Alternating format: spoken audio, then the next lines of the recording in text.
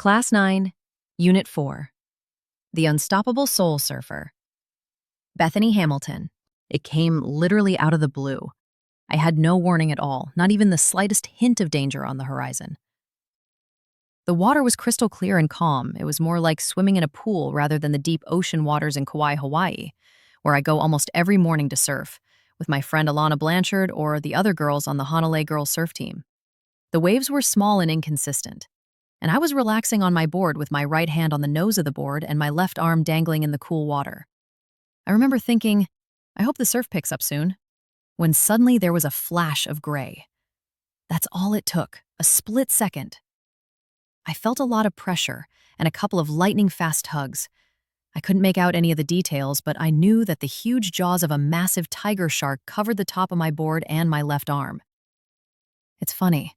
You would think having your arm bitten off would really hurt, but there was no pain at the time.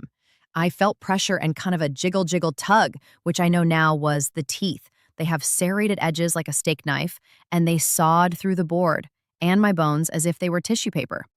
It was over in a few seconds.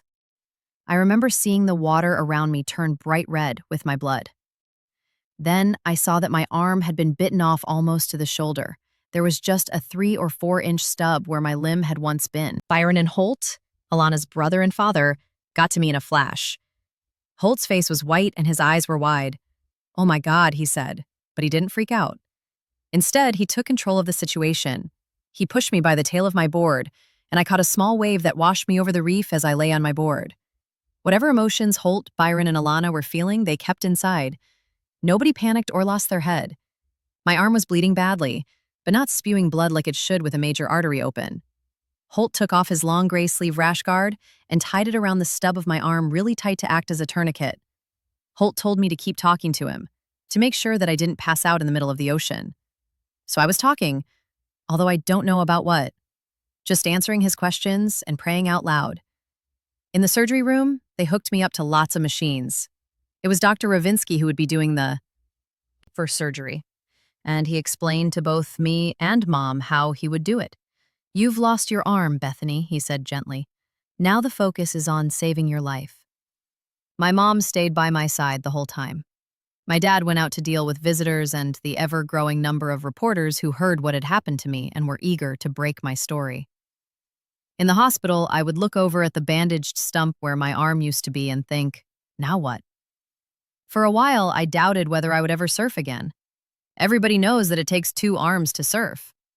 I tried to tell myself, hey, I'm okay with this. I mean, surfing isn't everything, right? You'll find something else to do to have fun. I want to be the best surf photographer in the world, I told my dad. That was my way of saying, listen, I know my surfing days are over. He just nodded, I'm sure you will be, and tried to smile. He knew what it meant as well. But by Saturday, I changed my mind and started thinking about going surfing again. I was feeling better, my mind was less foggy, and there were so many people coming to see me and give me pep talks. I put on a brave face for everyone, but I can't pretend it didn't get to me at times. If I ever did start to get blue, I had my brothers to pull me back. They were laid back as always. They never let me know their horror or see their pain or fear. Timothy was always joking, and Noah was my biggest protector.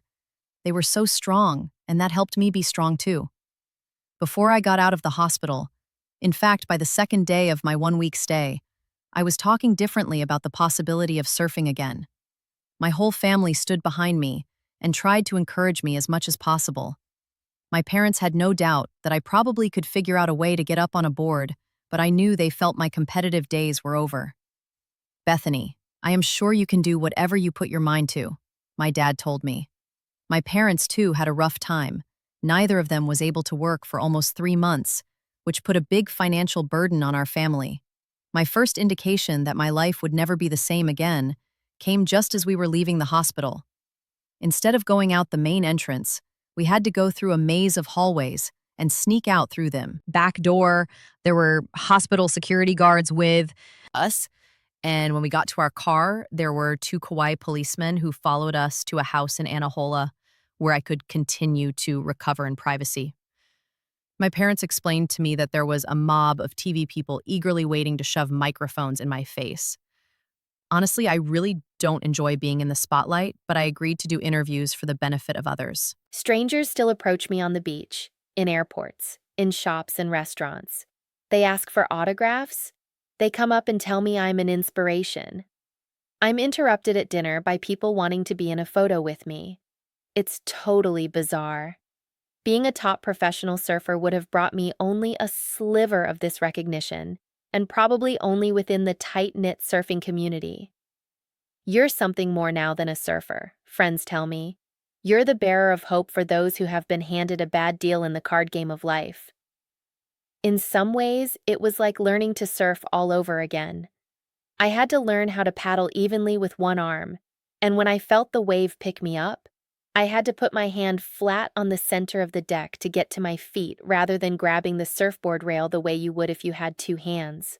My first couple of tries didn't work. I couldn't get up. I must admit I was a little bit discouraged. I thought it would be easier. My dad, who was in the water with me, kept shouting, "Bethany, try it one more time. This one will be it." So I did. Then it happened. A wave rolled through. I caught it, put my hand on the deck to push up, and I was standing.